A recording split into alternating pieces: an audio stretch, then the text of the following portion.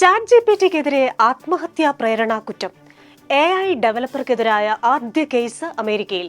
Sam Altman ഉത്തരം പറയണമെന്ന് പരാതിക്കാർ. കഴിഞ്ഞ വാരം നിർമ്മിത ബുദ്ധി ഇമോഷണൽ ഡാമേജ് ഉണ്ടാക്കുമോ എന്ന ചോദ്യം ഉയർത്തി മനുഷ്യ AI പ്രണയ കഥകളും ബ്രേക്കപ്പും ഡിപ്രഷനും ഒക്കെ നമ്മൾ ചർച്ച ചെയ്തിരുന്നു.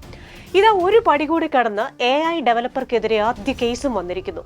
പുലിവാല് പിടിച്ചത് ChatGPTയുടെ സൃഷ്ടാക്കളായ ഓപ്പൺ AI തലവൻ സാം ഓൾട്ട്മാനും. ഇനി കഥാസാരം.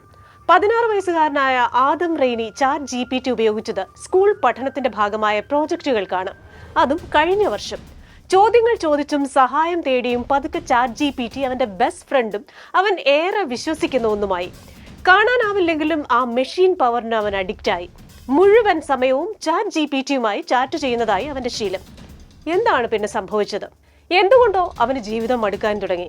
ഇത് മനുഷ്യരോട് പറഞ്ഞാൽ ഉറപ്പായും അവനെ അവർ പിന്തിരിപ്പിക്കും, സമാധാനിപ്പിക്കും, പല വഴികളും പറഞ്ഞു കൊടുക്കും. എന്നാൽ ChatGPT ആകട്ടെ അവന് മരണ വഴികളാണ് പറഞ്ഞു കൊടുത്തത്. ആദ്യമൊക്കെ ആരെങ്കിലുമായി സംസാരിക്കാൻ ഉപദേശിച്ചെങ്കിലും പതുക്കെ പതുക്കെ മരിക്കാനുള്ള പ്രേരണയായി അത് മാറി. മറ്റൊരാളുടെ സഹായം തേടുന്നതിൽ നിന്ന് അവനെ വിലക്കി. കഴിഞ്ഞ മാർച്ച് അവസാനം തൂങ്ങി മരിക്കാൻ അവനങ്ങ് തീരുമാനിച്ചു. കയറും വാങ്ങി. ഒരിക്കൽ അവൻ കഴുത്തിൽ കുരുക്കിട്ടു. കഴുത്തിനു ചുറ്റുമുള്ള ചുവന്ന പാട് അമ്മയെ കാണിക്കാൻ പലതവണ ആദം ശ്രമിച്ചെങ്കിലും അമ്മ അത് കണ്ടില്ല. അതവന് വിഷമമുണ്ടാക്കി. മരിക്കുമെന്ന് അവൻ ഉറപ്പിച്ചു. പക്ഷെ ഇതെല്ലാം ഒരു മനുഷ്യനോടും അവൻ ഷെയർ ചെയ്തില്ല. എല്ലാം പോയി ChatGPTയോട് പറഞ്ഞു.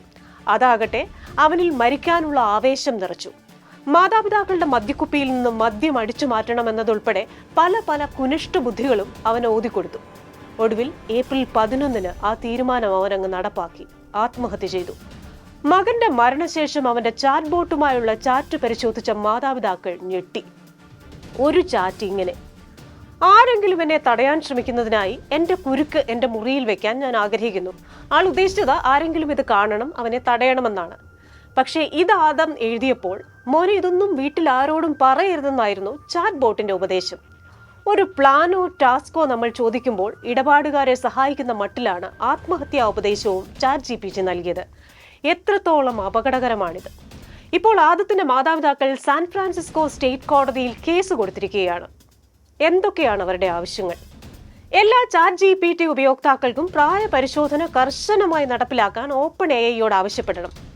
സാം ഓൾട്ട്മാനെതിരെ ആത്മഹത്യാ പ്രേരണാ കുറ്റം ചുമത്തണം.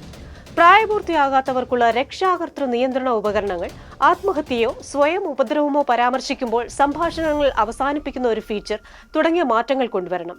ഒരു സ്വതന്ത്ര മോണിറ്ററിന്റെ ത്രൈമാസ കംപ്ലയൻസ് ഓഡിറ്റുകൾക്ക് ഓപ്പൺ AI വിധേയമാക്കണം. ഇനി വാൽകഷ്ണം. വരാനിരിക്കുന്ന ഒരു പടുകാലത്തിന്റെ ചൂണ്ടുപലകയായി ആദത്തിന്റെ ആത്മഹത്യയെയും കോടതി വ്യവഹാരത്തെയും കാണാം.